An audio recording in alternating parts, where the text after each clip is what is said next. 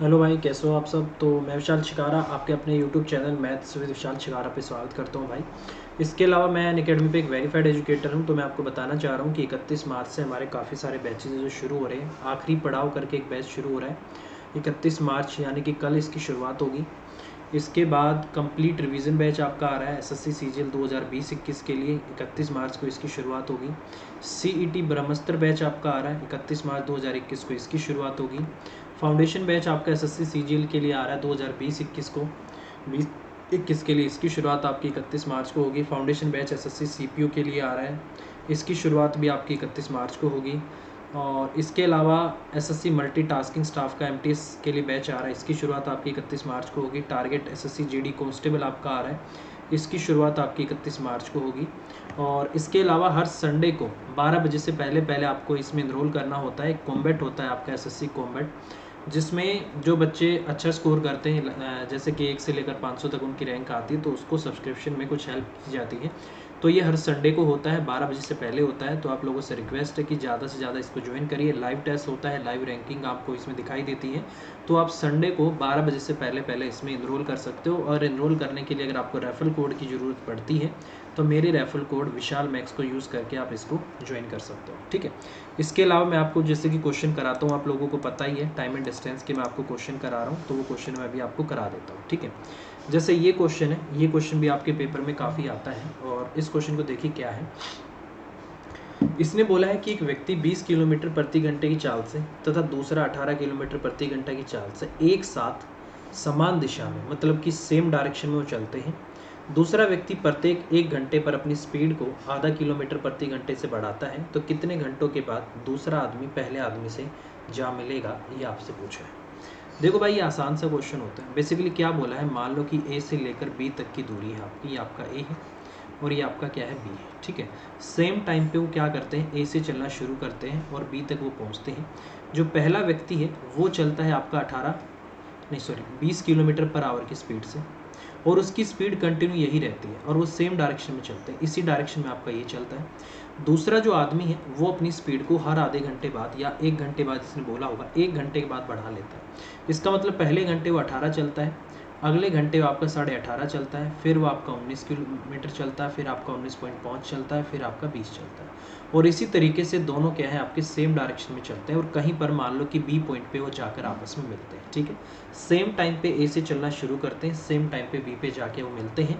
तो इसने बोला कि कितने घंटों के बाद दूसरा आदमी पहले आदमी से जा मिलेगा, ठीक है। ए से बी तक पहला और दूसरा आदमी चलना शुरू करता है, सेम डायरेक्शन में चलते हैं। कितने घंटे बाद दूसरा आदमी पहले आदमी से जा मिलेगा, ये आपसे पूछा हुआ है। देखो भाई, ये बेसिकली एपी का क्वेश्चन होता है। आपको पता होगा, मैं मान के चलता हूँ कि दोनों टी घंटे बाद एक दूसरे से मिलेंगे, ठीक है। तो मैं बोल सकता हूँ कि पहले वाला 20 की स्पीड से टी घंटे में कितनी दूरी तय करेगा, 20 इंटू में टी दूरी तय करेगा। इतनी ही दूरी आपका दूसरे वाला भी करेगा। यहाँ पर आपने एक फॉर्मूला पढ़ा होगा, n/2 होता है और ये होता है आपका 2a और प्लस में आपका n-1 और इंटू में आपका क्या है, सम ऑफ AP का ये फॉर्मूला आपने पढ़ा होगा। बेसिकली यही फॉर्मूला आपको यहाँ पर लगाना पड़ेगा। और n जो होता है यहाँ पर t से डिनोट किया जाता है, t टाइम से, ठीक है। तो देखो भाई, t घंटे बाद t अपॉन में आपका 2 आ जाएगा, और a आपका क्या है, यहाँ पर 18 है, 2 गुना में आपका 18 भी आ जाएगा, प्लस में यहाँ से t माइनस में आपका 1 भी आ जाएगा। और जो यहाँ पर आपका डिफरेंस है d, जो कॉमन डिफरेंस होता है वो कितने का है, यहाँ से आपको दिख रहा होगा आधे का डिफरेंस है, तो गुना में आपका ये आधा हो जाएगा और यहाँ से आपका आएगा, ठीक है। तो सिर्फ आपको ये बताना था कि कितने घंटे बाद दूसरा और पहला आपस में मिलेंगे। ये भी टी घंटे चलेगा, वो भी टी घंटे चलेगा, बस ये कंटिन्यूस 20 की स्पीड से चलेगा, वो आपकी बढ़ाता हुआ चलेगा। और एक टाइम ऐसा आएगा उसकी स्पीड बी की, जो दूसरे वाले की है, पहले वाले से ज़्यादा हो जाएगी, ठीक है। ये देख लो आप, यहीं से आगे ये आपकी 20.5 से चलेगा, ये फिर आपका 21 से चलेगा, फिर 21.5 से चलेगा। तो इससे इसकी स्पीड एक टाइम पे ज़्यादा हो जाएगी और बराबर समय पर दोनों एक ही डिस्टेंस पे पहुंचेंगे, ठीक है।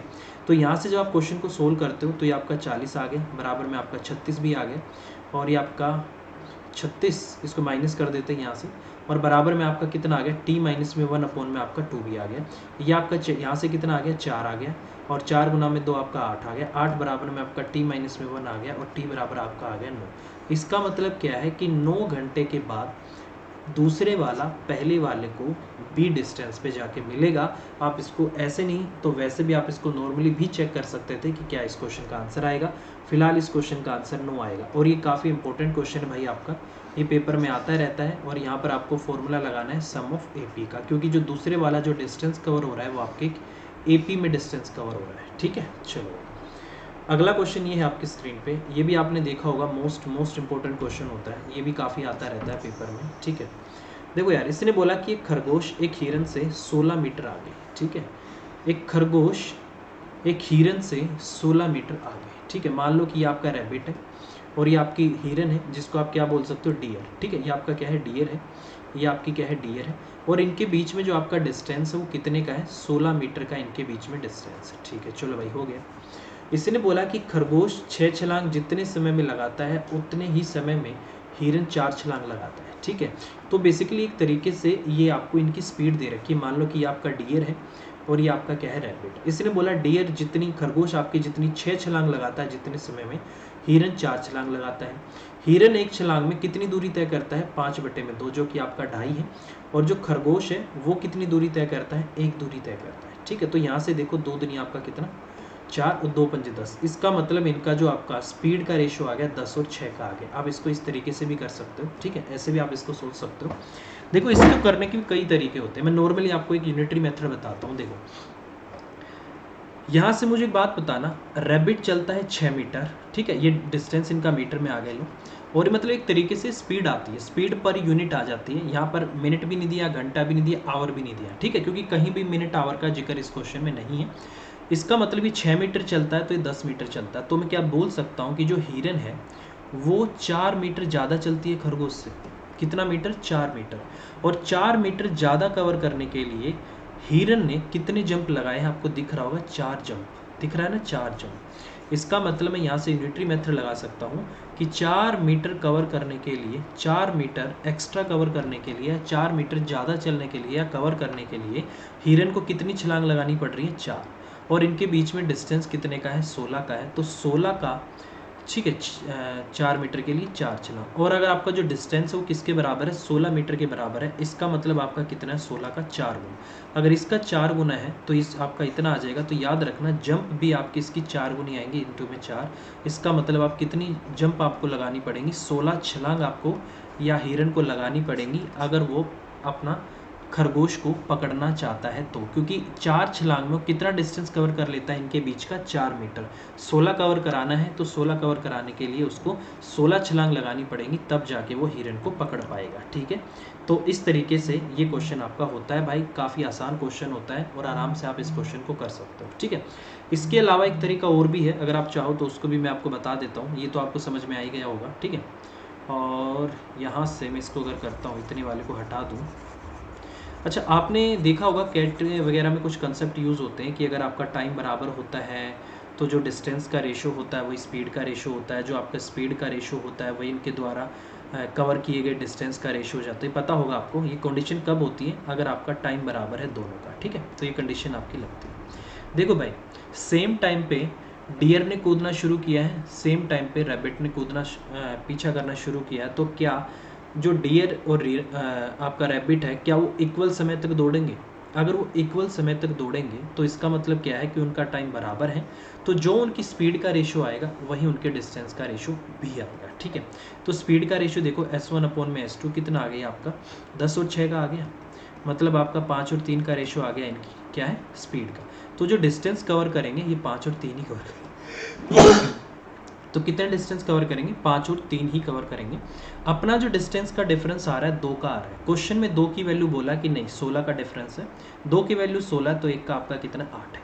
इसका मतलब जो आपका हिरन है, जो आपका हिरन था वो कितना डिस्टेंस कवर करेगा, 1 की वैल्यू 8 है, 8 गुना में 5, उसको 40 मीटर क्या करना पड़ेगा, कवर करना पड़ेगा। कितना डिस्टेंस कवर करना पड़ेगा, 4, इतना उसको कवर करना पड़ेगा। वो 4 छलांग लगाता है, 10 है आपका। ठीक है, ठीक है, तो यहाँ आपको कितना कवर करना पड़ेगा, 40 मीटर वो कवर करता है। और वो कितना करता है आपका, 8 या 24। ठीक है, इनके बीच में इतना है। तो इसने बोला है उतने ही समय में हिरन 4 छलांग लगाता है। चलो आ गया भाई। ठीक है, इसने बोला है उसके बाद कि जो हिरन है एक छलांग में कितनी दूरी तय करता है, इतनी दूरी तय करता है। तो यार मुझे बता दो 40 मीटर की दूरी तय करने के लिए उसको कितनी छलांग लगानी पड़ेंगी। 40 मीटर डिस्टेंस कवर कराना है, एक छलांग में दूरी इतनी है, तो इसको मैं 5/2 से अगर डिवाइड कर दूं तो ऊपर चला जाएगा। 5/40, 8 दूनी 16। क्या आपको पता लग जाएगा कि भाई साहब उसको ये दूरी तय करने के लिए 16 छलांग लगानी पड़ेंगी। तो इसका मतलब आपको ये समझ में आ गया।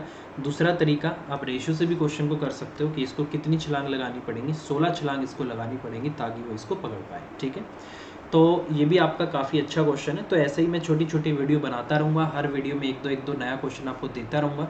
और ये वो क्वेश्चन होते हैं जो आपके टाइम एंड डिस्टेंस में मोस्ट रिपीटेड क्वेश्चन होते हैं। ये वाला भी और ये पिछले वाला भी, ये भी आपको कई बार आपको देखने में मिल जाएगा। ठीक है, अभी के लिए इतना ही। और आप लोगों से रिक्वेस्ट कर रहा हूँ भाई, प्लीज़ चैनल को ज़्यादा से ज़्यादा सब्सक्राइब करिए, वीडियोस को देखिए, आपको कुछ ना कुछ नया सीखने को ज़रूर मिलेगा। अभी के लिए इतना ही। प्लीज़ चैनल को सब्सक्राइब कर दीजिए और जो मैं वीडियो का लिंक आपको प्रोवाइड करता हूँ उसको आगे शेयर करने का भी प्लीज़ काम करें। ठीक है, तो अभी के लिए इतना ही। और जल्दी ही मैं अपने यूट्यूब चैनल पर अपनी क्लासेस शुरू करूँगा, तो आप लोगों से रिक्वेस्ट है कि जुड़े रहें। Bye bye, take care, thank you very much, take care.